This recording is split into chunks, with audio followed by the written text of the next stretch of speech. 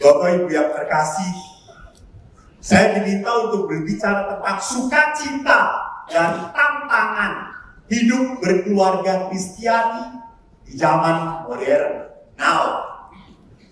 Saya tertarik dengan tema ini karena tema ini tidak hanya berbicara tentang tantangan.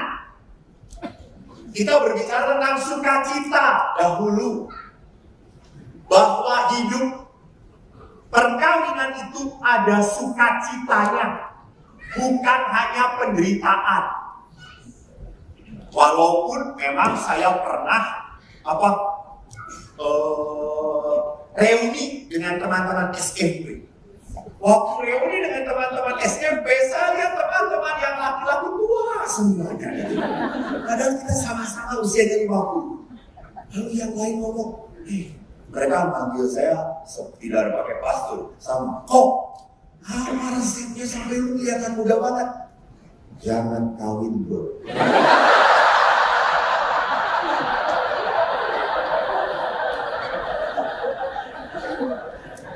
Kawin itu membuat kerut-kerut di sini, kan? Dan laki-laki tidak pernah bisa menyembunyikan kerut itu. Kalau perempuan, wah pinter, ditarik lah, bisa cerita lah wajahnya. Kalau perempuan itu kalau ke undangan lihat paling lama mempersiapkannya. Sedangkan suami bajunya tetap sama, batik lagi. Istri itu kalau kemana-mana udah pakai sayap, pakai buntut di sini. Ininya pakai wiper, extension. Sehingga saya kadang-kadang kalau memberkatan perkawinan dia berkipo belum ada ledakan dia. Saya selalu tanya, woi coklat. Makanya pakai lemnya Aibon.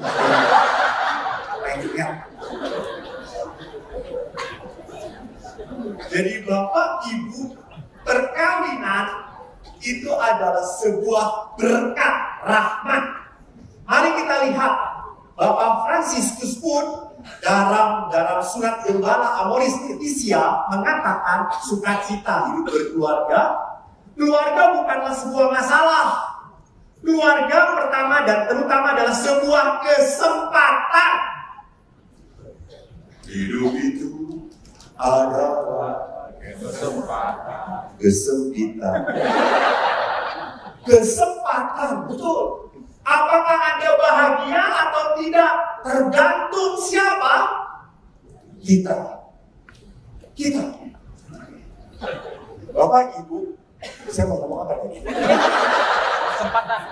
Kesempatan. Saya itu kan memberi retret berpuluh-puluh tahun. Anda tadi dengar dari CV-nya, saya hampir 25 tahun memberi retret anak SD sampai orang tua. Saya bahagia memberi retret. Itu talenta saya. Apalagi kalau memberi retret SD, menarik taat dengan pasturnya. Karena di situ malah, dia belum. Kalau SMP, dia belum. Tapi kalau orang tua lebih aneh lagi. Saya berkata, diam, tapi langsung dulu. 10 menit. Tapi jujur para pastor, tolong jangan pernah tersinggung kalau ada umat tidur di gereja. Bersyukurlah. Mereka sulit tidur di rumah Bapak. Betul atau tidak? Karena saya suka katakan Tuhan, semoga gak bangun dalam rumah. Saya di rumah retret pernah didatangi oleh seorang anak kecil. Dia kagum lihat saya pakai jubah saya tidak sama dengan Ogi. Saya ada hitamnya lagi, kebetulan tidak saya bawa karena panas. Saya dengan balik papan. Kalau dibaliknya aja udah panas, ya balik papannya kata saya. Lalu saya pakai jubah lengkap, anak itu kagum ya saya. Wah, ini Romo ya? Ya, Romo itu pemimpin gereja Katolik ya? Bukan pemimpin, saya cuma melayani umat. Wah, hebat. Terus saking kagumnya dia tanya, Romo, Romo itu katanya nggak kawin ya. Terus saya jawab, ya betul, saya nggak kawin. Ih, homo ya.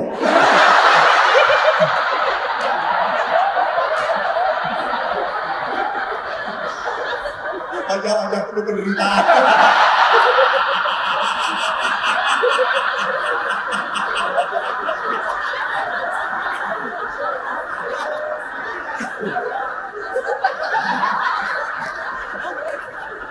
Lalu saya ngomong pada anak itu, enggak, saya normal.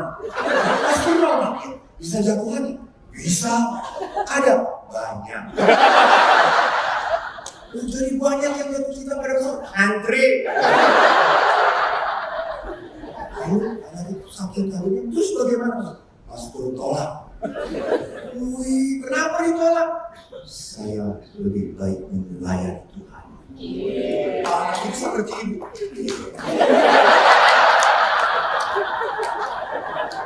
Aku blow on.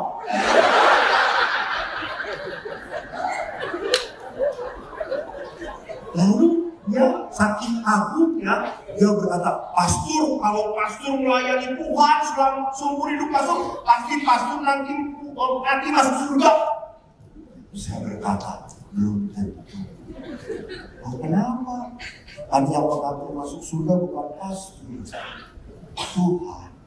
Lalu anak itu langsung berkata, kalau begitu kasihan ya Pastor. Maksud doa.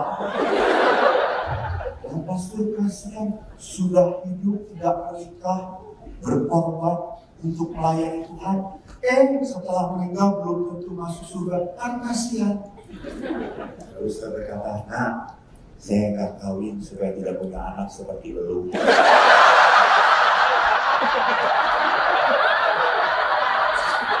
Lalu dia tanya, ini saya kenapa nyebelin?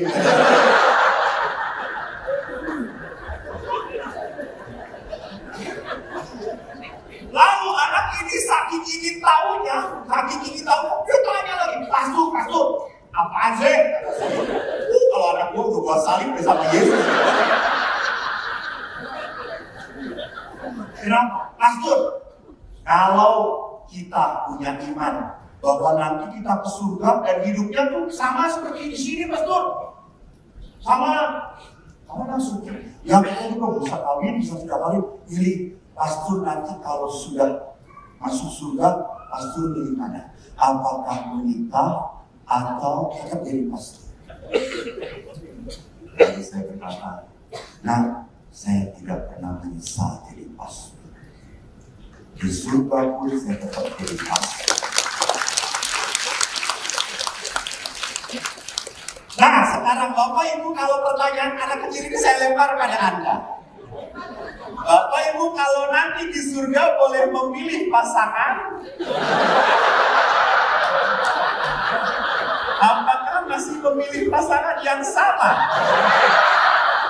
Nah, disikut.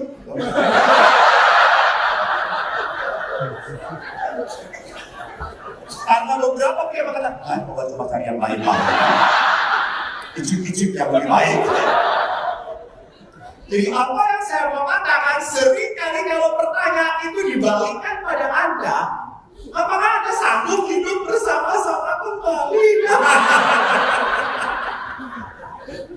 Jadi kalau Anda sampai bertanya, iya ya, saya akan memilih dia lagi atau tidak? Pertanyaannya, apakah Anda suka cita atau tidak dalam hidup perkawinan? Dan itu sebuah pilihan. Maka saya tadi mengatakan, saya tidak pernah menyesal sampai sekarang menjadi imam. Saya bahagia. Nah, kalau begitu, mari kita lihat sukacita itu dalam kerangka rencana Tuhan. Sudah ditulis dalam kitab suci, Kejadian. Ini walaupun seminar Katolik sudah tahu berwarna gerejani, tapi tidak seorang pun saya lihat membawa kitab suci. Termasuk pastor dan susternya. Ya sudah, Tuhan tidak apa-apa karena tidak ada teladan dari Tuhan. Jadi bertobat pastor.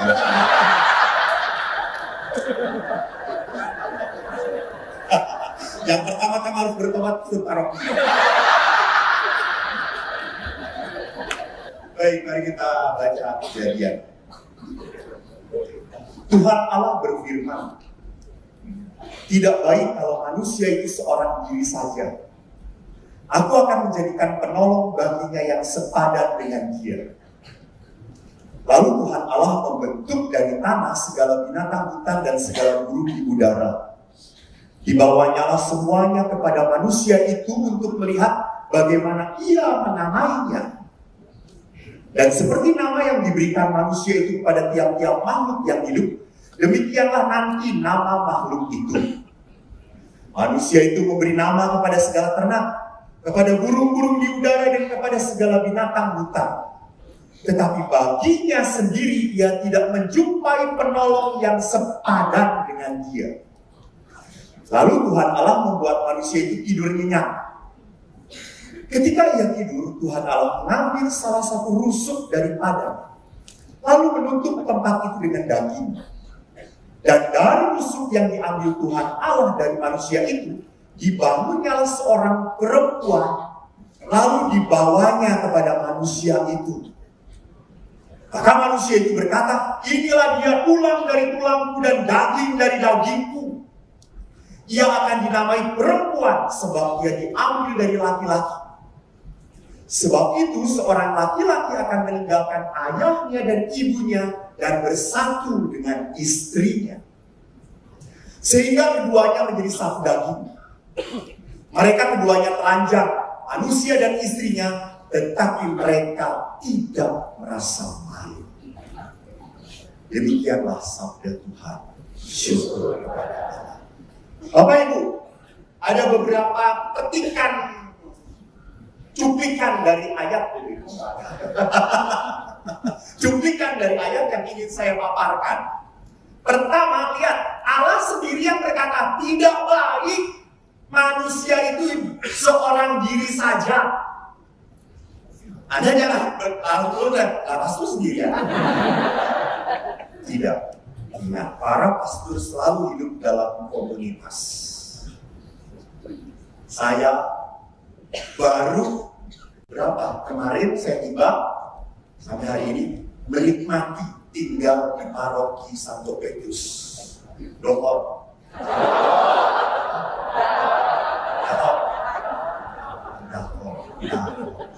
Dahor. Dengan Pastor Toro, Pastor Marianto, dan Pastor Carolus. Waktu kita makan, saya tanya pada Pastor Carolus yang usianya Carol 28 tahun. Dia mengatakan seperti itu. Pastor, di antara Pastor Toro dengan Pastor Marianto, siapa yang baik? Dia berkata. Lalu saya berkata, Pastor, saya baik. Saya baik. Ya, baru 2 hari baik. 2 tahun mati.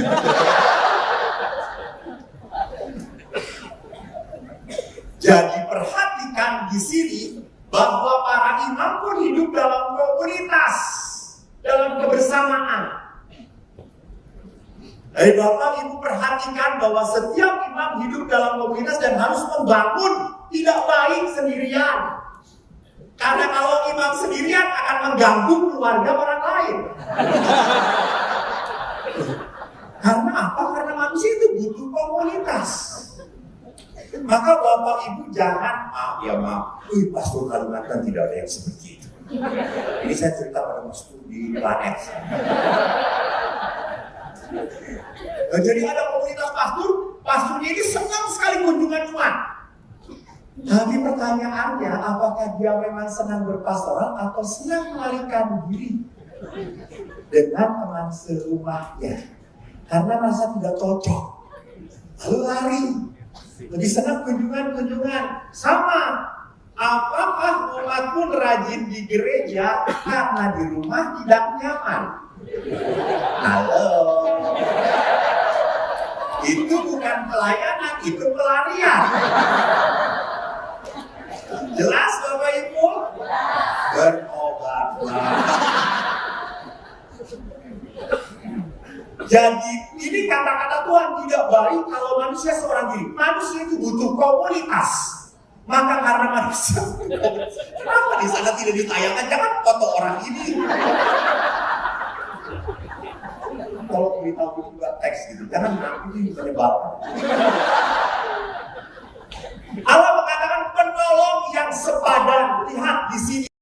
Jadi pria dengan wanita sejak awal mula dijadikan penolong, bukan penghambat. Penolong itu berarti hidup lebih baik, lebih mudah, lebih indah, bukan lebih berat. Jadi suami istri dan hidup berdua itu bukan makin, ya hidup dengan kamu semakin berat. Terus istrinya kadang-kadang, gue enggak, gue lebih berat. Oh. Maka lihat, kalau mau pasangan, kalau mau datang untuk kanonik kepada para pastor, pasti pegangan tangan, betul nggak pastor ya? Pegangan, dilihat pastornya, lepasin. Erat, diremes-remes. Tapi kalau coba sudah mau 20 tahun perkawinan, saya pernah ada bapak ibu mau 20 tahun perkawinan, sudah datang ke pastoral Texas diperiksa, suaminya turun mobil cegrek. Istrinya aku ditanya, Pak mana istri? Di belakang.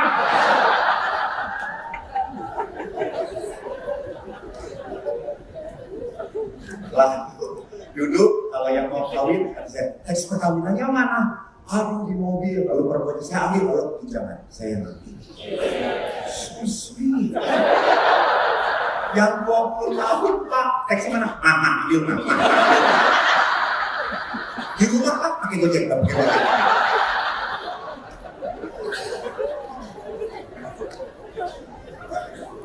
Jadi ini bukan penolong, ini pembantu namanya. Jadi tolong jangan menyalahkan kalimat Tuhan.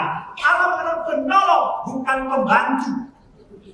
Kalau pembantu itu berarti terus, tapi penolong sometimes I need you, dan sometimes you need me. Ngerti nggak? Lagi. Supaya kelihatan kita lihat itu lepas. Tapi kan kalau pembantu itu most of the time or every time you need them to help you. Dan you never help them. Orang dia udah dibayar, dia jangan disuruh bekerja terus. Tidak bisa. Dalam konsep penolong adalah tidak memperbudak. Dan apalagi dikatakan sepadan. Sepadan itu bukan sama, sederajat. Jadi tidak ada di atas di bawah. Bapak itu kepala keluarga, kita bangga kayak gitu. Ayah itu kepala keluarga. Jangan macam-macam. Suami kepala keluarga, istri leher keluarga. Kepala nggak nengok, kalau leher nggak nengok. Bener nggak?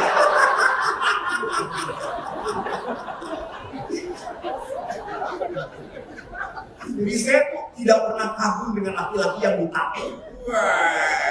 Tangan ditato. Nama istri, diam lu.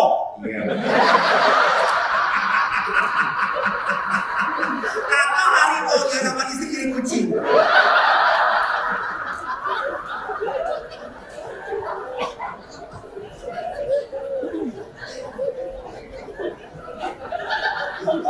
Sudah jangan dibahas tatonya. Terima nasib saja Bu. Untuk suami sedang jauh di Samarinda ya Bu. Jadi perhatikan di sini Tuhan mengatakan sepadan, tidak sama. Laki dan perempuan beda banget, beda karakternya. Lihat bapak-bapak, wanita itu hal-hal kecil sangat diperhitungkan. Ya toh, kalau misalnya anak sekolah di Jakarta, di mana? Dekat sekolahnya atau tidak? Kita nengoknya berat atau tidak? Dihitung. Kalau suaminya, udah sekolah nggak mau repot. Berarti itu suami terima beres, padahal nggak pernah beres-beres. Bapak sudah menikah? bertukar sekali. Sering mengangkat suami atau baru istri atau baru. Ini gara-gara sering mengangkat penderitaan istri. Sudah berapa tahun? 7 tahun. Bulan berapa menikah? Weh, masih apa 7 tahun. Bapak 7 tahun menikah dengan istri. Di dalam perjalanan 7 tahun, itu 10 tahun pertama, biasanya perkawinan punya naik turunnya.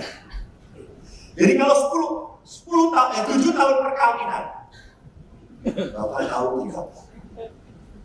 Nomor calon istri. Jangan beritahu nomornya, tahu atau tidak? Lihat laki-laki. Laki-laki tidak pernah tahu berapa istrinya. Karena laki-laki sangat body language gini-gini.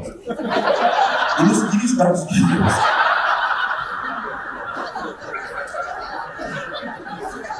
Ya betul kok. Tapi kalau perempuan, kamu nggak punya suami? Harus.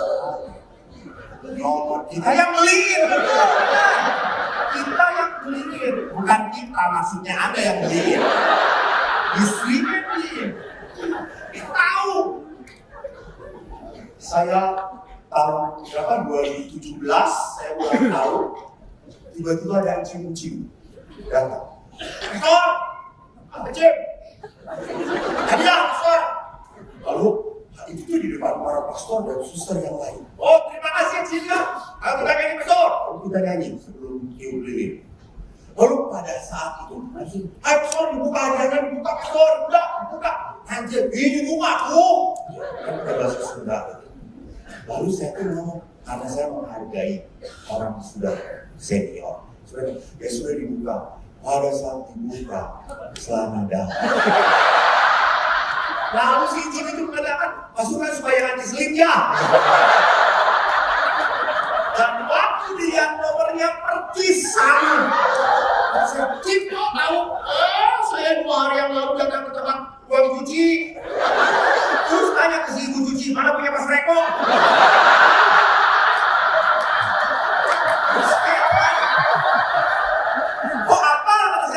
Kok saya potret? Tim jangan jadi PP ya.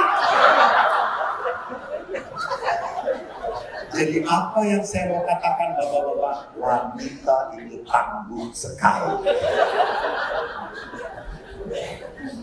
Itu wanita berbeda. Kalau pria itu kalau udah nggak bisa, ya udah selesai. Tapi kalau wanita, dia tidak akan pernah mengatakan tidak sebelum diusahakan.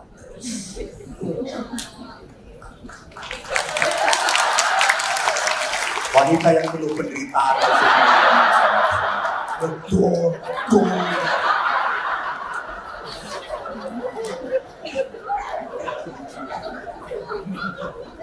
Ya gitu. Kalau pernah laki-laki nggak bisa, ya sudah. Kalau nggak bisa, masuk bagus. Aja. Lihat saja daya nawar perempuan. Saya belajar dari ibu saya. Berapa? 500, 200, 200. Ya udah 400, 200. Setelah jauh balik lagi. Dikasih gak?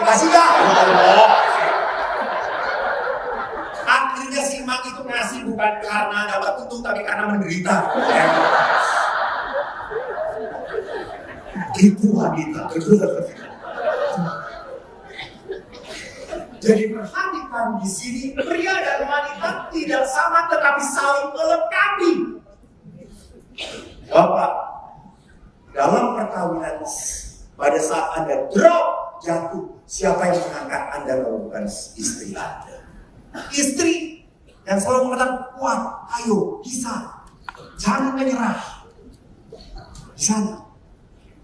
Itulah yang disebut sebagai komplementer, saling melengkapi. Dikatakan oleh Tuhan, penolong yang sepadan, yang saling melengkapi. Dan yang kedua yang ingin saya katakan, wanita itu diberikan kepada Adam anugerah. Jadi suami itu anugerah bagi istri dan istri itu anugerah bagi suami. Bapak, waktu sebelum menikah dengan ibu, bahagia atau tidak? Ini bukan jebakan Batman, jujur aja udahlah, jawab. Bahagia. Lalu kenapa nikah dengan ini? Wow, tepuk tangan supaya lebih bahagia. Supaya lebih bahagia, ini harapan, kenyataan.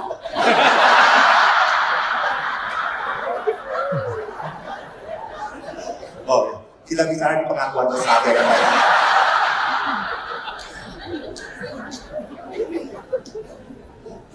Jadi perhatikan bahwa wanita itu anugerah bagi pria.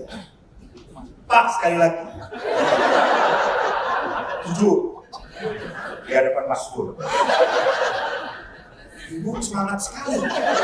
Karenanya ibu dari tadi Bapak terus. Jawab. Apakah Bapak adalah pria satu-satunya dari dulu ada di hati ibu? Sebelumnya belum pernah jatuh cinta pada siapapun? Sebelumnya ada.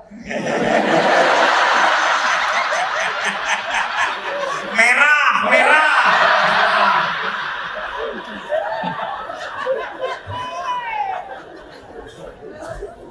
Itu bahwa mungkin pasangan Anda bukan cinta pertama Anda, betul atau tidak? Tetapi kenapa mau menikah dengan sebuah rokok ini? Kenapa? Kalau bukan karya Tuhan, kalau bukan anugerah dari Tuhan, dengan yang lain mungkin ibu akan malah dulu lebih ganteng dari bapak ini, ya toh lebih gagah, tapi dia lebih setia.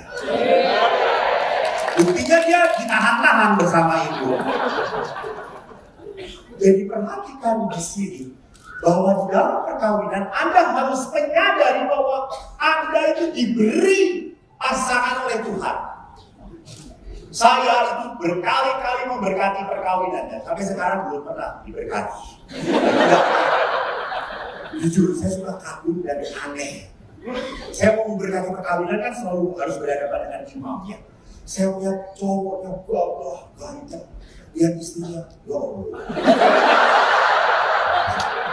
Gue pastor aja nggak suka.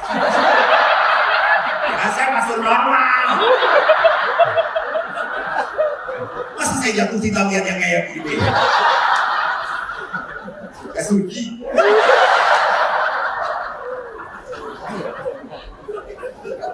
Lalu pas calon kamar mandi, saya tanya, Pak, Mas betul mau nikah dengan Bapak? Betul, Mas tuh. Apa sih cantiknya? Udah dengan kadang-kadang pasti tidak melihat apa yang saya lihat. Kalau gue lihat yang lu lihat beda dikit. Betul apa tidak? Anda melihat sesuatu keindahan dalam diri pasangan Anda. Betul atau tidak? Coba tatap sekarang pasangan Anda. Dan tidak punya pasangan, tatap Tuhan Allah. Dan tidak membawa pasangan, tatap Tuhan Allah. Dan Tuhan Allah berkata, lalu.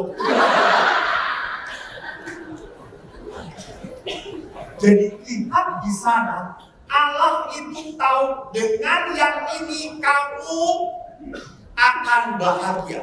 Tidak cocok. Saya tidak mengatakan cocok. Ada waktu pacaran cocok, betul.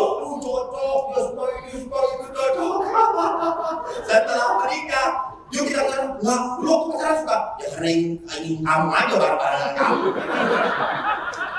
Jadi waktu pacaran itu semua dicocok-cocokin.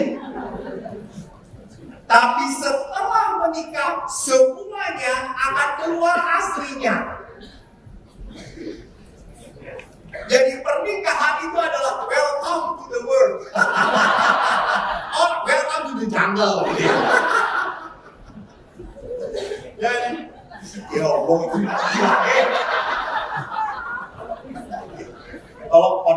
kurangin. Jadi perhatikan di sana bahwa wanita itu adalah anugerah diberikan oleh Tuhan. Dari dulu saya suka kagum dengan orang-orang yang tidak menikah. Tetapi setelah saya konseling, khusus konseling di Filipina, saya sangat kagum dengan orang yang menikah. Itu hebat. Suka kagum, kok tahan ya.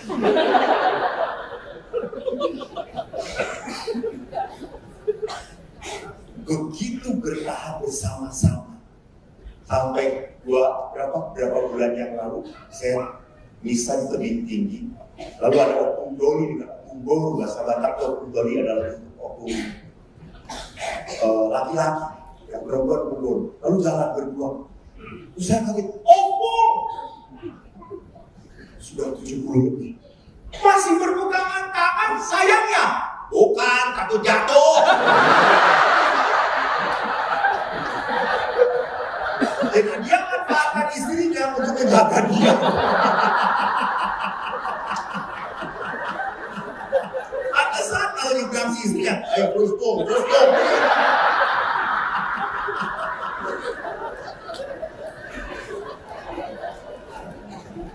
Ini anugerah. Jadi Allah menghadirkan, tadi betul Bapak yang mengatakan bahwa saya dihadirkan istri saya kepada saya supaya saya lebih bahagia. Benar itu, lebih bahagia. Tapi sekali lagi menjadi lebih bahagia atau tidak itu sebuah karya kita, karya Anda bersama Allah. Jadi Allah tidak pernah salah. Yang salah adalah Anda kurang mengelola dengan baik. Saya mencintai tanaman. Lalu semenjak di tebing tinggi saya mencoba untuk merawat. Saya biasanya hanya melihat. Lalu saya melihat tukangnya mawar, bagus banget, bunganya segede-gede gini. Saya beli, nopek, go. 250. Lalu saya beli, saya tanam. Beberapa bulan kemudian keluar bunganya kecil-kecil. Lalu saya bilang ajar nih. Saya datang ke tukang bunga. Bapak berbohong pada saya. Apa bohongnya? Kalau dengan orang sana terus kencang-kencang.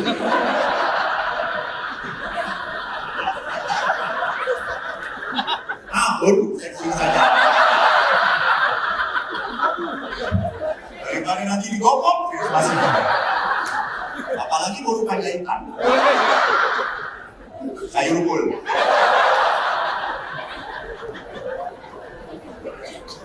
Lalu Bapak ini berkata, kenapa saya berbohong? Saya tidak berbohong. Mawar yang saya beli di sini bunganya besar-besar. Saya tanam beberapa bulan, kecil-kecil bunganya.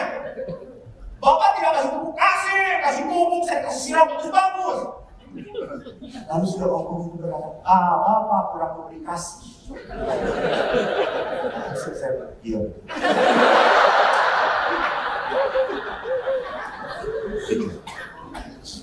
Coba saja, bunga aja hidup loh itu. Yang orang saya ajak ngomong Pak bunga ini, sehingga bunganya mekar. Jadi pandanglah kalau istri Anda makin jelek, itu adalah karena Anda suami.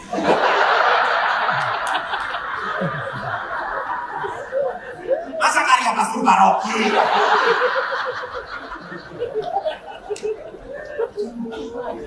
Anda hanya memberikan ongkos, tetapi kurang memberikan kasih. Padahal wanita butuh kasihan gitu. Wanita membutuhkan sayang dan tidak didapatkan. Jadi lihat di sana bahwa anugerah itu menjadi sebuah hal yang menarik di dalam hidup perkawinan. Di dalam Gaudium et Spes berkata persekutuan hidup dan kasih suami istri. Sebentar, saya berapa menit lagi? 2 jam.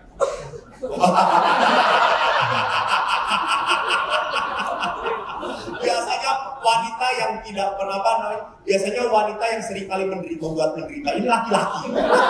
Buat apa? Berapa menit lagi? Timekeeper. Oh, 15 menit lagi. Persekutuan hidup dan kasih suami istri yang mesra yang diadakan oleh Sang Pencipta dikukuhkan dengan hukum-hukumnya, dibangun oleh janji pernikahan atau persetujuan pribadi yang tak dapat ditarik kembali. Kenapa? Karena persekutuan suami istri mendapat peneguhan berdasarkan ketetapan ilahi. Apa artinya? Setiap perkawinan orang Katolik tidak hanya diatur oleh hukum sipil, tetapi juga oleh hukum ilahi. Itulah sebabnya perkawinan Katolik sifatnya unitas, satu pria satu wanita, dan indissolubilitas, tidak bisa dipisahkan. Kenapa? Karena Tuhan yang mau. Maka pada saat Anda melawan Tuhan, lepas, ingat, jangan pernah berpikir kalau Anda lepas dari pasangan Anda dan ketemu dengan pasangan lain akan lebih bahagia. No, I see that. Aku kan pernah mengalami, pernah mendengarkan kesaksian penderitaan. Jadi memang karena Allah tahu ini untuk membahagiakan kau, saya jadikan dia penolong bagi. Maka lihat di dalam hukum kanonik, kitab hukum kanonik, tujuan perkawinan ada 3. Sorry, saya agak splash cepat ya. Bapak Ibu yang butuh bahan, saya sediakan oleh panitia. Tujuan perkawinan adalah apa? Pertama, kesejahteraan suami istri. Perjanjian perkawinan dengan mana pria dan wanita membentuk seluruh kebersamaan hidup dari kodrat yang terarah pada kesejahteraan suami istri, pada kelahiran dan pendidikan anak. Jadi yang nomor 1 itu kelahiran atau kesejahteraan? Kesejahteraan. Hanya seringnya orang membalik. Orang kalau tidak punya anak langsung berpikir ngapain kita bertahan kawin ya. Tidak ada artinya kan kita tidak punya anak. Tolong lihat tujuan perkawinan pertama, demi kesejahteraan. Toh kalau Anda sudah menikah pun, anak besar, anak akan meninggalkan Anda. Betul atau tidak? Betul. Dan Anda berdua lagi. Dan pertanyaannya, apakah anak Anda kalau sudah menikah masih ingat orang tuanya? Jarang. Apalagi kalau anak Anda laki-laki. Karena pada saat menelpon ibunya, istrinya akan berkata, telepon siapa? Mama, kenapa telepon? Ya. Jadi memang anak itu adalah anugerah dari Tuhan. Kita tidak bisa memaksa supaya Tuhan memberi. Anugerah dari Allah. Jadi ini pemberian. Tidak otomatis kalau saya menikah, saya pasti punya anak. Tidak ada anak itu sebagai otomatisasi dalam hidup perkawinan. Otomatis dalam hidup perkawinan adalah apa? Menyejahterakan. Bukan mendapat anak. Jadi anak ada ataupun tidak, perkawinan tidak pernah bisa diputuskan.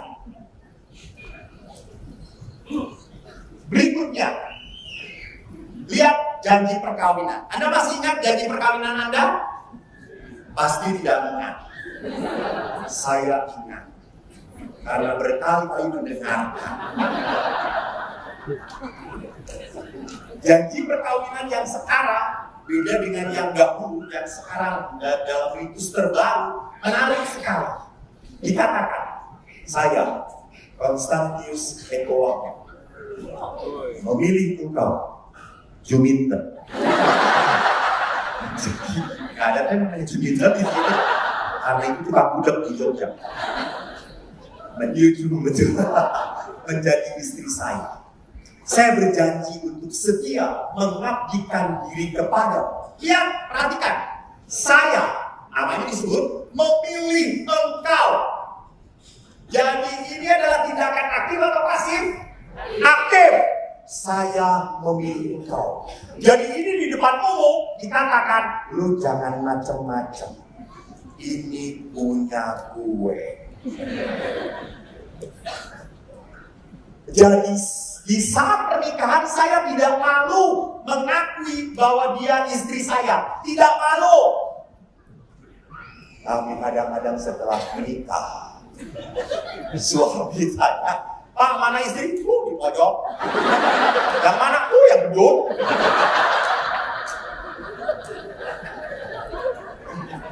Waktu perkawinan tidak malu, tetapi setelah menikah sepertinya mempermalukan. Jadi lihat di dalam janji perkawinan, saya sadar memilih dia di depan umum, ini punya saya. Lalu dikatakan, saya berjanji untuk setia mengabdikan diri. Perhatikan, mengabdikan diri. Bukan menjadikan dia abdi, bukan. Tapi mengabdikan diri. Saya akan menjadi penolong dia. Saya akan nolongin kamu. Maka pertanyaannya, kalau suami pulang kerja, Ma, kopi. Ma, makan. Ma, air panas. Padahal istrinya sedang beres-beres. Jadi besok lagi Bu, kalau suami, Ma, air panas. Air panas. Kopi taburin.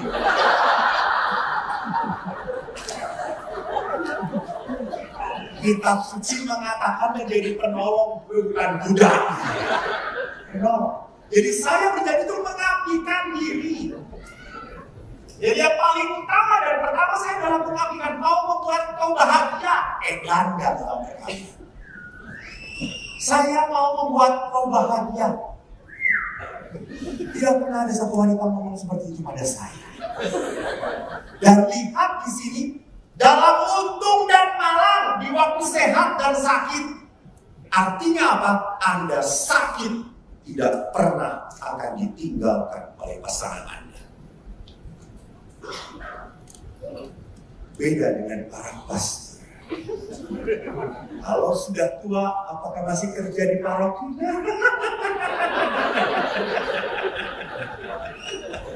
Amin, betul pastor-pastor yang muda, yang bisa khotbah, bisa pelayanan ke sana sini. Yang tua,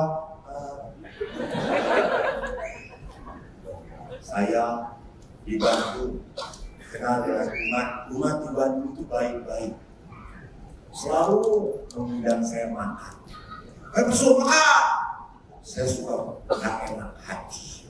Jadi, pastor makan. Ayo Pastor, yuk. Masa menyakiti hati umat kan tidak boleh. Dan umat itu tahu makanan hobi saya adalah sate kambing. Dan kalau Anda ke Bandung, kalau saya tidak di Bandung, saya hafal sate kambing yang paling enak di Bandung. Empuk. Kalau orang sudah mengatakan bagian sinelet itu daging yang paling enak di kambing. Lalu Bapak dengan suami istri itu, hai Pastor, ada sate kambing yang enak banget. Lah, sudah tahu? Ini enak, gede, empuk. Pastor coba. Lalu saya dibawa bertiga, Bapak, Ibu, dan saya. Saya coba, wih betul. Lalu istrinya itu baik banget. Hai Pastor, tambah lagi ya, tambah lagi. 10. Saya kalau udah makan seperti itu suka kesurupan setan. Makan. Dan memang besar, empuk banget. Saya lihat bapaknya, saya lihat baru 5 tusuk. Terus diinjekin sama susu.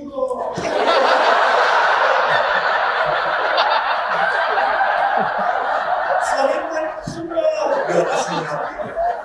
Terus, mama, kalau saya nasi, saya tambah nasi. Nasi, dia bilang, nasi, tambah nasi. Istri suaminya mau kayak gini. Sudah. Bu, kenapa kenapa kalau saya disuruh tambah dari suami ibu diinjek-injek sudah. Pastor, nanti kalau dia stroke siapa yang ngurus? Saya yang repot. Nah kalau saya yang stroke, Atas nama pastor.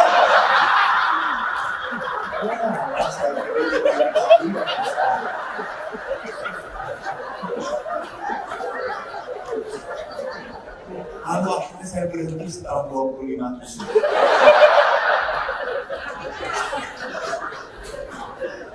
Karena tahu tidak ada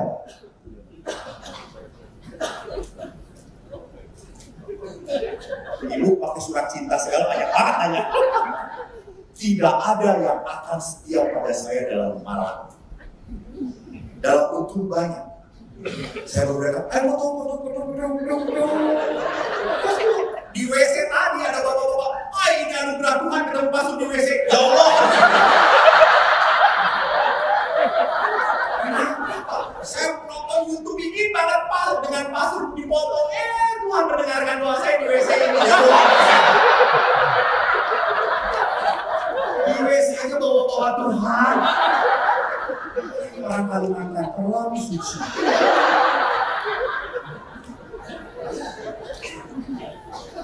Jadi di dalam janji perkawinan pun gereja sudah memperlihatkan bahwa perkawinan itu banyak sukacitanya. Dilindungi, betul. Bahwa di dalam perkawinan orang harus tahu engkau mendapatkan anugerah terindah dari Allah. Maka perkawinan itu mempunyai akibat. Apa akibat pertama? Ini saya ambil dari kitab kanonik. Kanonnya, KHK kitab hukum kanonik. Kanonnya tidak akan saya bacakan keterangannya saja. Akibat pertama, ikatan dikatakan bersifat tetap. Karena sekali dilangsungkan secara sah, maka ikatan itu akan bertahan dan berlangsung sampai salah satu pasangan dipanggil Tuhan. Lihat di sana. Jadi di dalam perkawinan itu sifatnya tetap. Bapak Ibu, coba Bapak Ibu lihat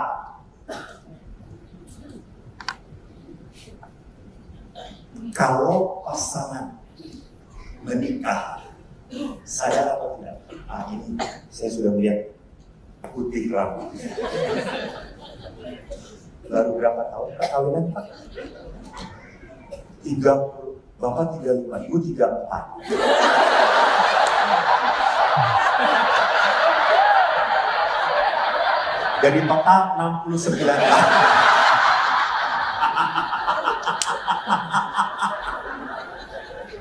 Pak, setelah 69 tahun menikah, usia baru 50 ya. Sejak jadi sudah dikawinkan.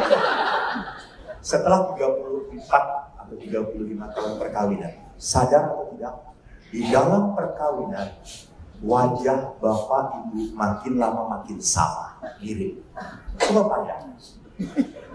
Oh iya, pandang dulu kok iya langsung. Memandang aja belum? Ya. Ini kalau 69 tahun perkawinan. Betul. Bahwa makin mirip, betul atau tidak? Iya Pak. Loh, Bapak curiga. Karena istrinya makin mirip pastor paroki.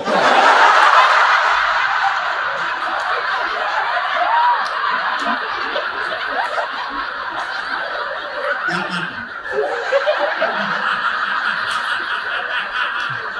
Yang senior. Ya apa-apa.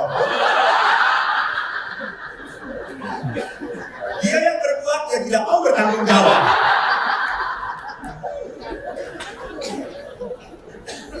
Jadi, perhatikan, perkawinan membuat makin lama makin mirip. Kenapa? Karena tiap hari ketemu. Tidur aja berhadapan-hadapan. Dia ngeluarin apa, saya menghirup napasnya. Maka gak aneh sesak.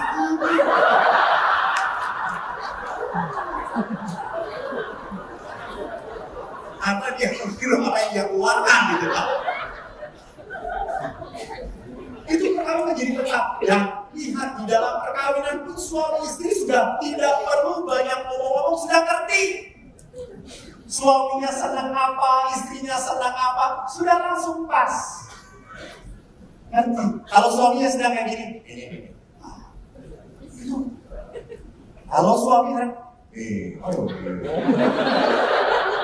pening.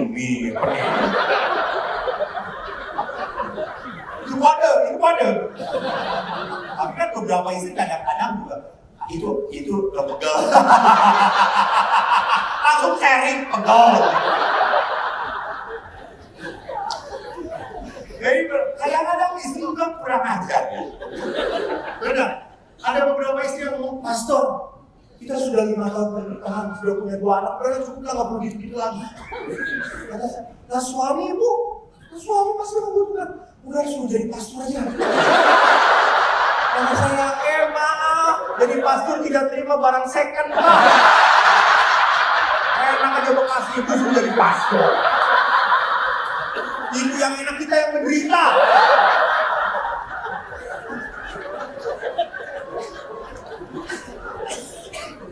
Istri kali kan, istri itu sudah udah nggak perlu gitu-gituan lagi, udahlah.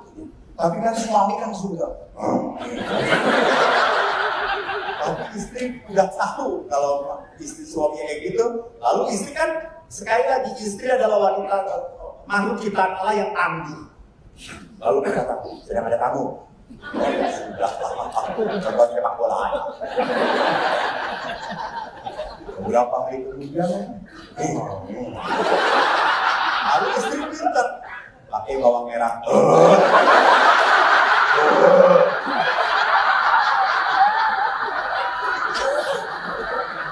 Bapak datang bawa bawang merah langsung,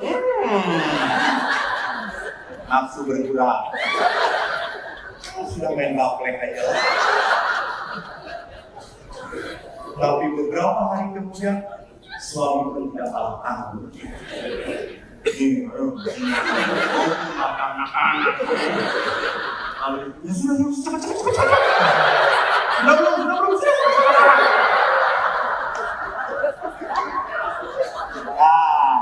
Pertanyaan ibu kok tahu? Nah, saya pasang CCTV buat. Jadi lihat di sana bahwa suami istri tidak pernah bisa lagi menutup-nutupi. Enggak.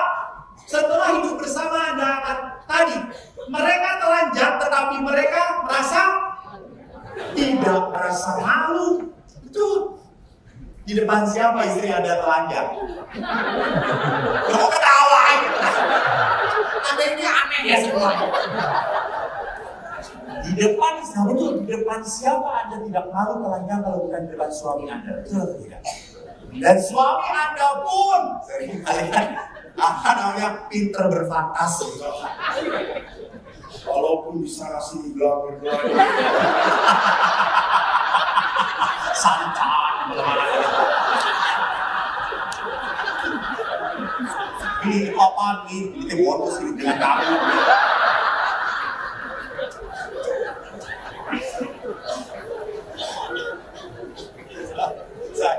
Saya kemarin tanya kepada pasangan suami istri waktu anak menghuni pertama. Lalu saya tanya, "Anak, kalau kamu di rumah, siapa yang pernah melihat?" Saya tanya pada anak, "Siapa yang pernah melihat orang tuanya berkelahi? Berantem, marah-marah? Saya mau. Saya sering tiap hari."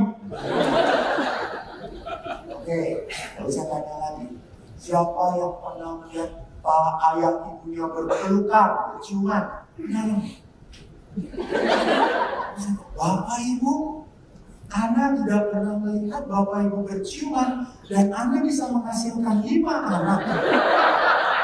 Bagaimana bisa ceritanya?" Kata saya. Namanya orang sana kan langsung ngomong, "Ya gelap-gelapan, Pastor." Oh, pantesan anak hitam semua.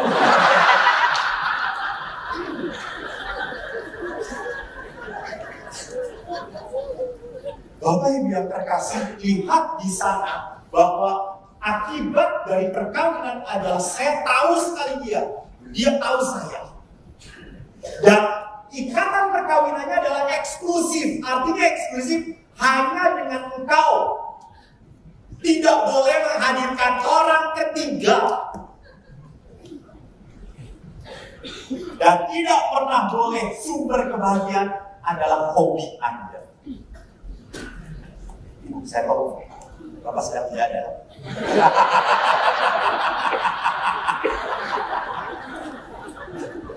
Jadi sekali lagi di dalam perkawinan eksklusif artinya membahagiakan adalah suami adalah apa? Istri. Yang membahagiakan istri siapa? Suami. Bukan yang membahagiakan suami adalah hobi. Salah. Saya ingat Bapak Pendeta pernah cerita pada saya. Nah, saya bergaul dengan pendeta juga. Pastor, saya punya umat, pastor. Terus gimana? Umat itu memelihara burung. Burungnya tiap hari disapa. Jok. Dia pakai sarung orang. Jok. Jok. Sampai istrinya tuh jengkel. Suami itu Jok. Sudah belum Jok? Jok. Lalu suatu hari istrinya ini, suaminya ini tugas pulang kota. Lalu suami berkata, "Ma, tolong ya urus burung." Lalu istrinya berkata, "Baik, saya akan urus." Lalu pada saat suaminya pergi, besoknya burung yang turun-turunin, dia semprot semua. Bodan. Mati burung. Lalu setelah bersih, dia taruh di kandang. 3 hari kemudian suaminya datang. Lalu dia langsung taruh oper langsung Jok.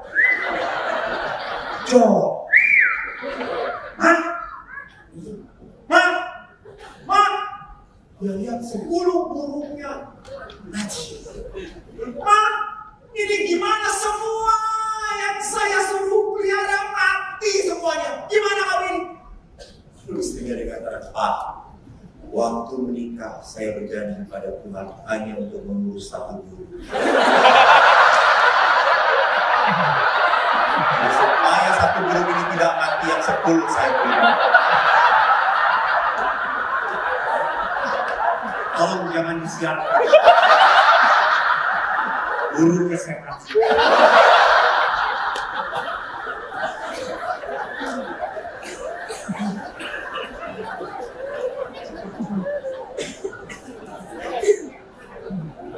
Saya mau mengatakan tidak pernah boleh ada hobi yang mengalahkan pasangan Anda. Karena pasangan memang kita butuh hobi, betul. Saya hobi naik motor, ya, adventure, ya. Tapi tugas pertama saya adalah imam. Saya harus melayani iman. Di waktu senggang, itu tidak ada apa-apa, energize. Jadi hobi itu untuk mengenergi, bukan yang utama. Panggilan yang utama dan pertama Anda adalah apa? Menjadi pasangan di dalam keluarga. Akibat yang kedua, bahwa secara yuridis teknis perkawinan sah antara 2 orang yang dibaptis disebut sakramen. Secara teologis perkawinan 2 orang dibaptis melambangkan dan mewujudkan tampak nyata relasi kasih antara Kristus dan gereja. Bapak, saya sangat takut waktu menyiapkan seminar ini. Karena apa? Saya diberitahu promo yang hadir kurang lebih 900 orang.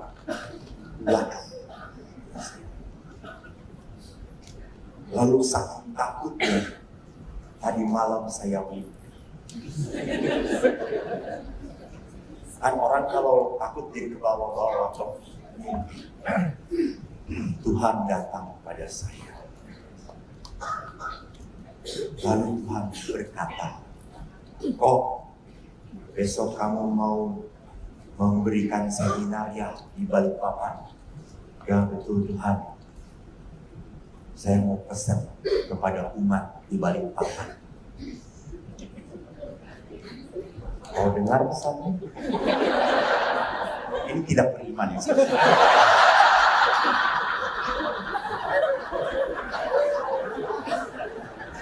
Mau dengar pesannya?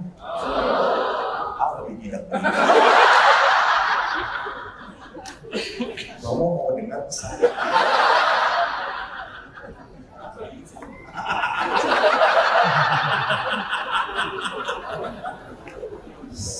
Karena satu orang ini, maka saya beritahukan pesannya.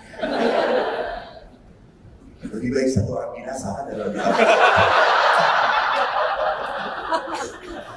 Tuhan berpesan. Oh, tolong sampaikan kepada umatku di Balikpapan. Tahun 2019, umat Balikpapan akan kuberkati. Tahun 2019 segala usaha umat akan kulimpahi dengan rahmat kasih. Semua permohonan umat Balikpapan 2019 akan mengabulkan. Asal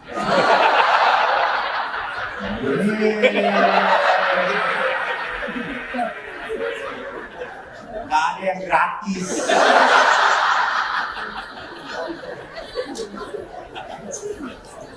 Tuhan juga berkata asal suami dan istri setia taat mencintai pasangan dan keluarganya.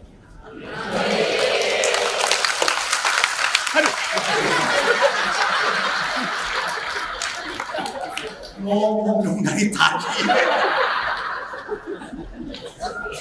Saya ingat ada kisah dari Cina. Orang Cina kan percaya sekali dengan dewa-dewa. Lalu ada 3 dewa. Dia diam di depan rumah. Lalu ibu-ibu melihat ada 3 dewa. Lalu dia bahagia kalau dewa itu masuk berarti berkat datang. Lalu dia lihat, oh dewa siapa saya? Oh dia lihat, oh ini dewa kekayaan. Lalu yang kedua dewa kesehatan. Yang ketiga, dewa cinta. Komplit tak? Lalu dia berkata, ayo 3 dewa, masuk ke rumah saya. Lalu dewa itu berkata, maaf, kami tidak bisa 3-3-nya masuk. Kau harus pilih 1.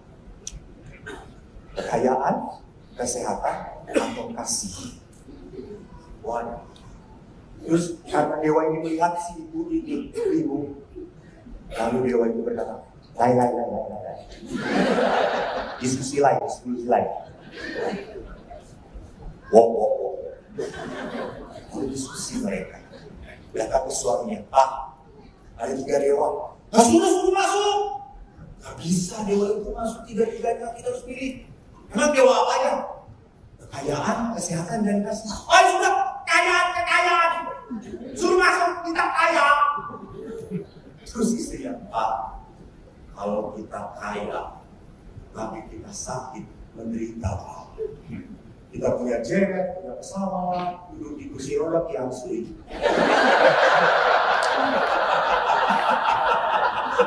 Gua habis beli tisu doang.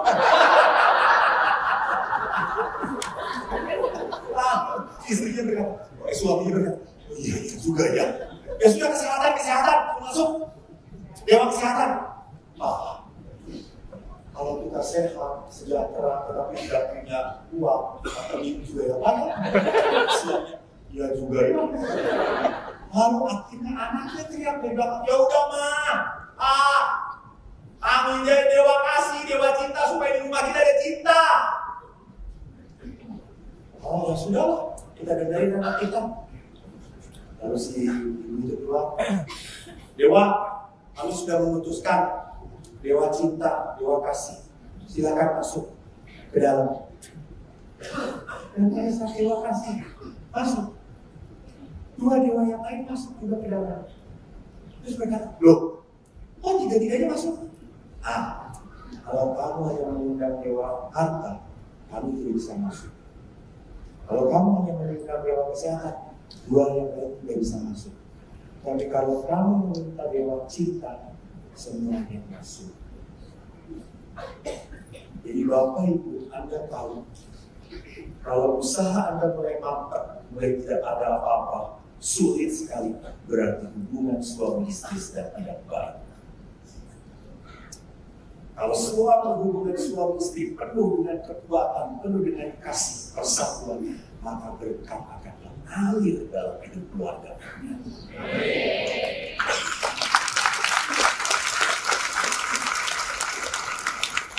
Dan kalau Anda terikat di dalam perkawinan, masalah sebesar apapun Anda akan kuat. Tetapi kalau Anda pecah, tidak satu jalan, masalah sekecil apapun bisa merusak hubungan Anda. Itulah hidup perkawinan. Ada karya Tuhan di situ. Ada doa yang dilemparkan di dalam perkawinan. Maka sekarang saya mau memperlihatkan tantangan yang lain. Tantangan. Berapa menit lagi? Bro? 10 menit. Tantangan dewasa ini. Saya tidak akan menjawab semuanya, saya hanya ingin melihat tergesa-gesa. Lihat, speed instant. Tantangan di dunia sekarang, orang senangnya cepat.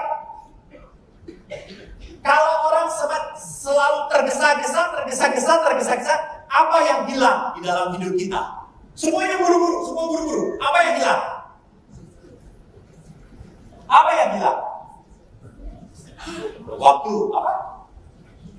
Damai, komunikasi, kecermatan, ketenangan jiwa. Apa yang hilang? Kalau kita sebuah cepat-cepat terburu-buru, apa yang hilang di dalam hidup kita? Kesabaran. Apa? Sukacita. Bapak Ibu, ingat, kalau kita serba tergesa-gesa, yang hilang di dalam hidup kita adalah kenikmatan. Benar atau tidak?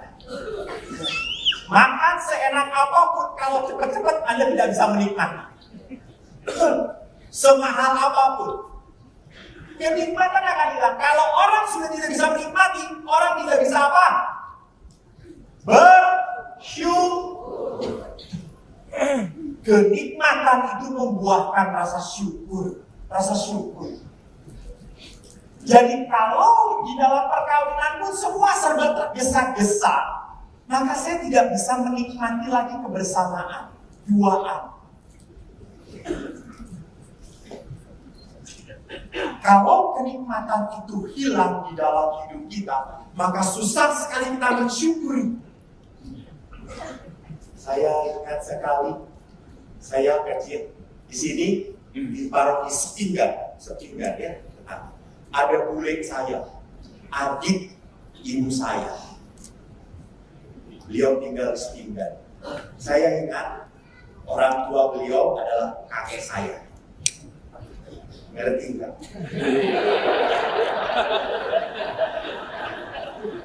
Saya ulang-ulang. Jadi di sini ada adik ibu saya.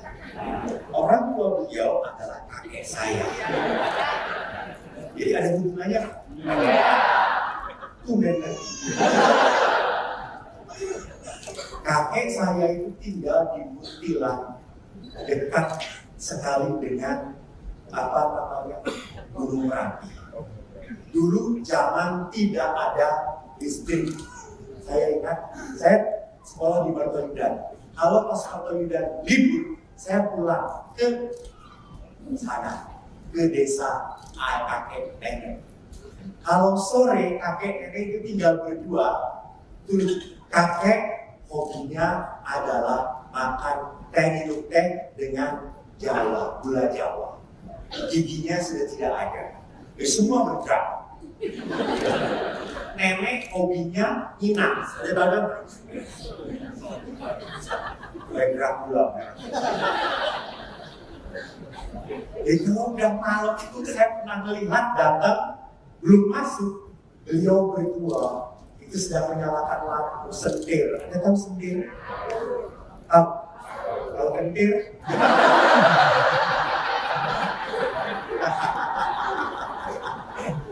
Lampu sendir berdua. Ya, lucu. Mereka duduk diam, yang satu minang, yang satu minum teh, diam duduk. Saya perhatikan setengah jam sampai 1 jam diam, nggak ngomong.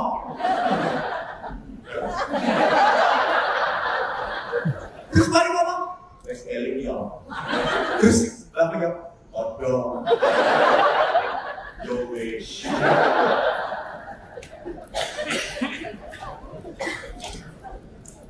Kenikmatan berdua. Maka saya pun sama sering kali menyuruh kepada pasangan suami istri, tolong dong pacaran lagi. Setelah 67 tahun.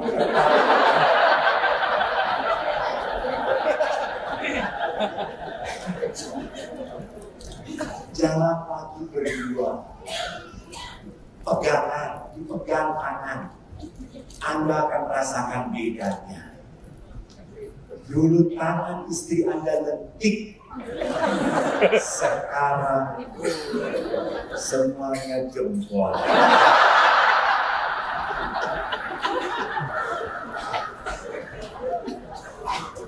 Jadi apa yang mau saya perlihatkan, orang itu di dalam budaya insan sudah tidak ada kenikmatan lagi, semua tergesa. Sama, mendidik anak pun inginnya cepat, inginnya sekali ngomong anak ngerti. Enggak, anak itu terus diomongin sampai mamanya doer. Mungkin sampai mamanya muntah, kering apa namanya darah pun. Belajar. Anak akan berkata tidak ada PR.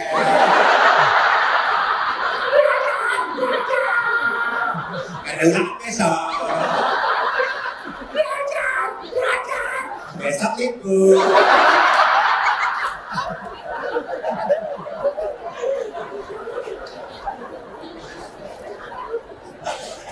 Anak selalu bikin jawaban dan maknya meninggal.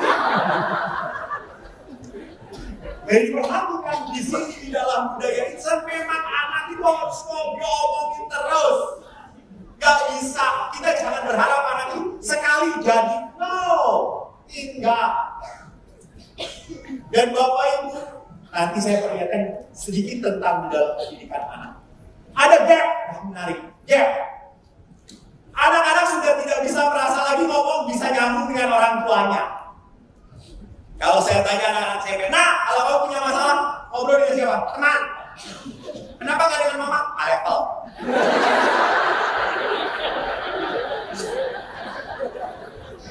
Apa maksudnya gak level? 1, ngomong dengan mama, isinya cuma 1, perintah. 2, larangan. 3, sama aja.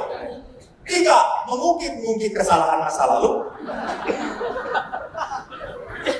Karena ada seorang anak itu, Pastor, saya tuh aneh dengan mama. Kenapa? Saya tuh pulang, ya kan, mama tuh sedang marahin kakak. Lalu ngomong, kamu ini kamu. Lalu tiba-tiba saya datang. Lalu saya ngomong, mama, ini juga sama. Apaan sih? Lalu ditanya, kenapa saya dimarahin, Pastor? Terus saya mengatakan, you know, because you are not the right person, but on the wrong time. Jadi kalau mama itu kalau marah merembet saudara-saudara. Ini suami juga tahu kalau istri teriak, ambulan.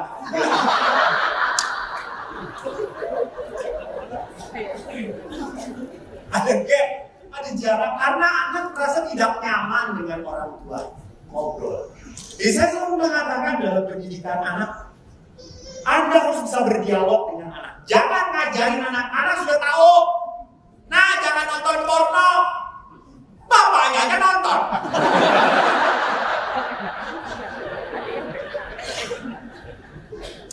Karena ada seorang ibu marah-marah dia telepon saya sebelum marah dia mau bijaksana telepon saya dulu. Saya nggak ngerti siapa suami, siapa yang harus bertanggung jawab. Romo, saya ngelakuin. CD, VCD, robot porno di tempat baju anak saya. Saya mau marahin, saya mau pukul ya. Tenang. Ingat, itu anak, bukan peliharaan. Tenang dulu. Jadi saya tanya, Bapak ini pernah nonton nggak? Gak pernah. Suamimu sering. Ya sudah. Bisa ya, bisa. Nggak bisa, Romo. Gimana caranya? Panggil anak. Terus, ajak nonton bareng. Ini benar. Jangan ketawain. Anak. Ini juga sama aneh. Ini kata-kata psikolog. Psikolog mana? Ajak nonton bareng. Anak pasti tidak nyaman, betul tidak? Baru dibahas. Nah, kenapa gak nyaman?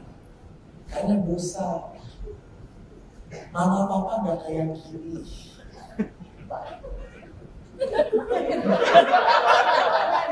Lebih parah. Pembahasan saya hentikan.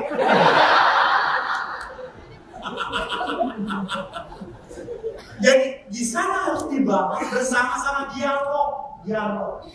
Dialog itu tidak menyalahkan, terima. Nah, rasanya gimana? Gak enak toh. Kamu pasti nonton diam-diam kan? Kalau bareng-bareng yang lama. Kalau beritahu, ini belum waktunya. Ini bukan membuat kamu makin menyayangi perempuan, bukan. Kamu mau menjadikan perempuan nanti objek nafsu kamu, objek kesenangan kamu, dan bukan ini yang mau dikatakan oleh gereja. Itu ya. Diekspor anak, mah menarik ya mah. Ya, kamu apa yang kamu rasakan? Mah makin tegang rumah saya. Betul, ada. Lalu akhirnya apa? Nanti anak SMP akan masturbasi. Akan tidak aneh kalau hidup seksualitas tidak sehat.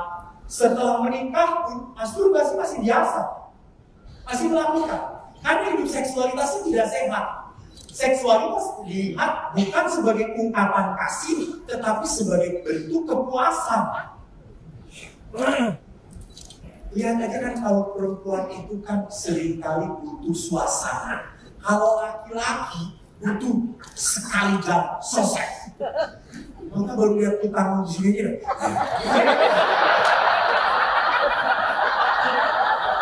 Istrinya apa sih ini segini?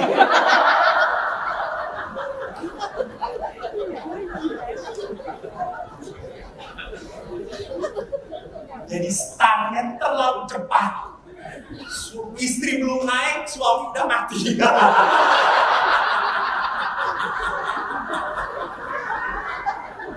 Suster ketawa. Pertanyaannya kok ngerti ya? Alhamdulillah. Sebab dia tidak tahu apa itu.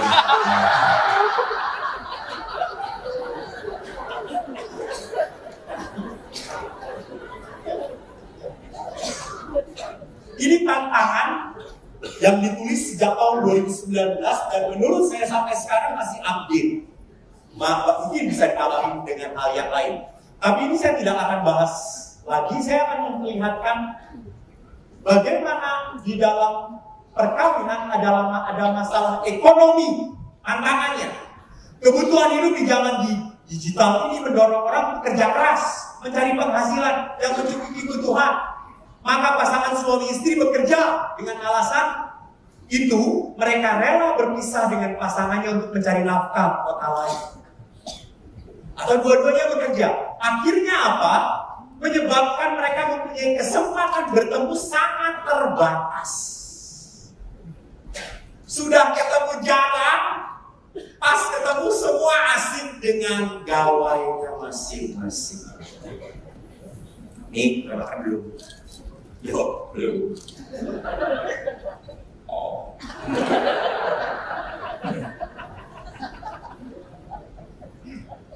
Jadi semua orang sudah kita jarang ketemu, tidak pernah bisa menikmati kebersamaan. Karena orang makin asik betul Bapak Ibu. Baca nanti mungkin pastor akan mengeluarkan juga pastor paroki pesan Bapak Paus di hari komunikasi sedunia, internet apapun bentuknya sudah tidak bisa lagi kita hindarkan. Tapi Bapak Paulus melihat bahwa internet, ada kata net, jaringan. Bapak Paulus mengingatkan, buatlah jaringan, komunitas keluarga. Internet baik kalau membuat orang semakin ke gereja. Kita memberitahu jadwal. Ada jadwal pengakuan dosa. Semakin orang mau masuk pengakuan dosa, internet punya faedah yang bagus sekali. Tetapi kalau internet makin membuat orang sendirian, tidak butuh orang lain, maka di situ internet sudah menjadi budak kita. Kita sudah edik tergantung sekarang. Dan tidak bisa dilepaskan. Dan orang tua sekarang kan nggak mau melihat anaknya nangis.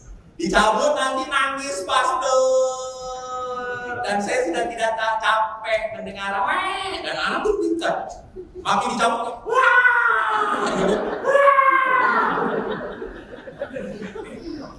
Saya walaupun tidak punya anak pernah mengalami punya anak.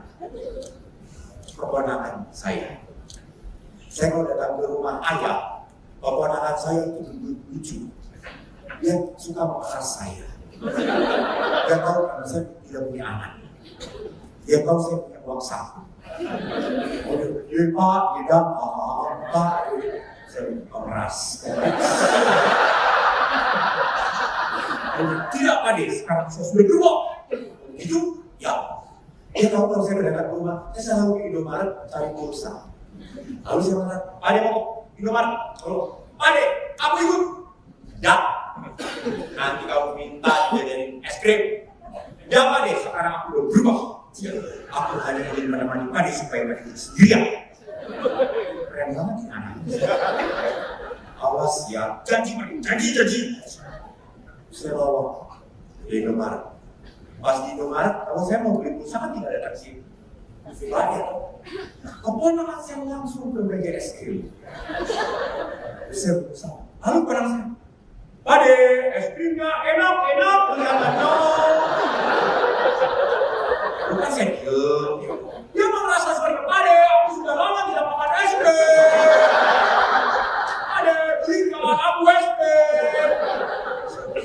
Lalu si mbaknya itu, Pak itu anaknya ribut, minta es krim. Terus saya ngomong, itu bukan anak saya. Dia nangis, wah Pak De, aku benar-benar terima kasih. Iya, Ren.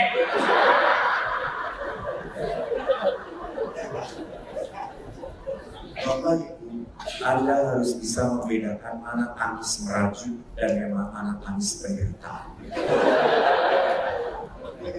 Anak itu memakai tangisan untuk membuat Anda tidak kuat. Banyak anak sekarang itu membuat orang tuh gampang, udahlah. Lihatnya kalau PR. Siapa yang sibuk kalau bukan ibunya? Anak susah. Kayak gini kok bisa gini. Oh susah. Terus kayak gini susah aja. Terus si mama aku sih. Terus orang yang makin pinter siapa? Guru lesnya. Karena mama-mama di sini tidak akan pernah ngajarin anaknya. Karena kalau ngajarin anaknya, ujungnya berantem. Jadi perhatikan di sana bahwa masalah ekonomi membuat kita bertemu dengan anak sudah jarang, tetapi kalau bertemu pun isinya bukan keindahan, bukan kenikmatan, tetapi apa? Marah. Nah, yang kedua, beberapa persoalan lain. Karakter pasangan yang berbeda setelah menikah. Nah, banyak sekali. Saya, ini masih boleh? Boleh, bayarannya tetap sama.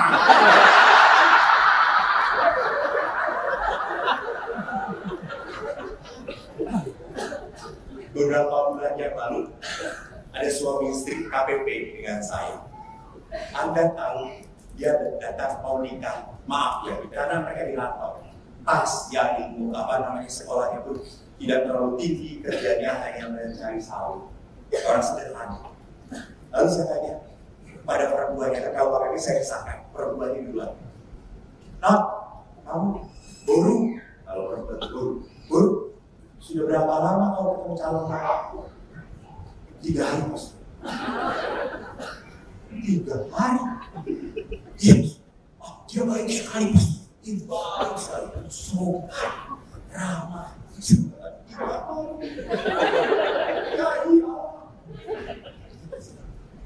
Tapi dia sangat sayang pastor dengan saya. Dia kalau nelfon bapak saya kemarin nelfon bapak saya pastor. Dia hormat sekali pastor. Terus kamu kan, ini beda gereja. Yang Katolik itu laki-laki. Yang perempuan ini biasanya kalau di sana laki perempuan, lakinya apa? Perempuan itu. Jadi laki-laki Katolik, perempuan jadi Katolik. Saya, kamu mau jadi Katolik? Ya, saya mau jadi Katolik. Demi cinta saya pastor. Wih, bahasa sinetron banget. Terus saya bilang, kamu betul sama saya. Sebetulnya dalam berapa lama kamu kenal dia? Setahun pastor. Facebook. Lalu 3 hari yang lalu kita ketemuan dan saya merasa cocok banget pastor. Saya merasa sayang banget. Oh iya. Dan kamu pindah gereja? Ya pastor. Saya jadi sedih demi hidup keluarga. Saya dia orang baik. Baik. Nah, seandainya nanti suami kamu berubah jadi tukang marah, suka membentak, hobinya berjudi, ke kedai, minum tua, jarang pulang. Apa yang akan kau lakukan?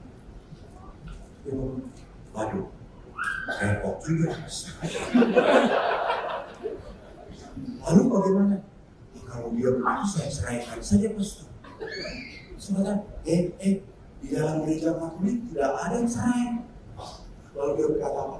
Kalau begitu saya pindah agama lagi pastor. Ya, mengerti apa yang saya maksudkan? Bahwa seringkali karakter berubah di dalam pasangan membuat cintanya menjadi hilang. Jadi hati-hati, cinta manusia itu kan kadang-kadang presentasinya naik turun. Betul atau tidak? Betul. Wanita lihat kalau duitnya banyak dari suami, Papa. Tapi kalau pasangan ngap sendiri. Jadi lihat cinta kita sering kali up and down kalau melihat cinta itu dari perasaan. Karena perasaan itu naik turun. Bisa sedang seneng-senengnya banget, bisa sedang drop banget. Sampai lihat, jangankan lihat suami, ngedenger mobil atau motor suami aja udah langsung sakit perut.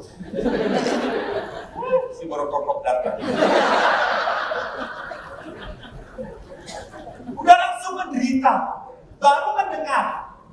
Apalagi menyapa dan seterusnya, menjadi berat.